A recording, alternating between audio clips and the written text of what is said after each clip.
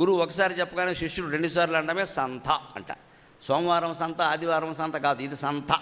దీనికి దీర్ఘం ఉంటుంది, పొట్టలో చుక్క కూడా ఉంటుంది. దాన్ని మామూలు వాడుకలో సంత చెప్పామంటారు. మన వాడు, మా బ్రాహ్మణులు దాన్ని సంత చేసేసారు. అందుకని సంత అది. అలా ఒక్కొక్క విద్యార్థి ఎలా ఉంటాడు అంటే ఒక్కసారి ఇలా చెప్పగానే పట్టేస్తుంది. దాన్ని ఏకసంథాగ్రాహి అంట. ఇప్పుడు వేద విద్యలో ఇద్దరిని కూర్చోబెట్టి, బాబు మీరిద్దరూ నేర్చుకోండి అని ఒకటి చెప్పగానే ఇలాగా ఆయతనవాన్ భవతి యత్ సంవత్సరస్యాయతనం ఆయతనవాన్ భవతి ఆపో వై సంవత్సరస్యాయతనం అని అంటే ఆపో వై సంవత్సరస్యాయతనం ఆపో వై సంవత్సరస్యాయతనం అని రెండుసార్లు. ఆ రెండో వాడికి అంత శక్తి ఉండదు.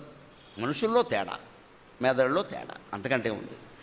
ఇతను పక్కన కూర్చోబెడతాడు. ఇతను ఏం చేస్తాడు, మధ్యాహ్నం పూట మళ్ళీ పాఠం చెబుతాడు ఈ రెండో విద్యార్థికి. గురువు విశ్రాంతి తీసుకుంటాడు. మరి ఆయనకి సంసారం ఉంది కదా, విశ్రాంతి తీసుకుంటాడు.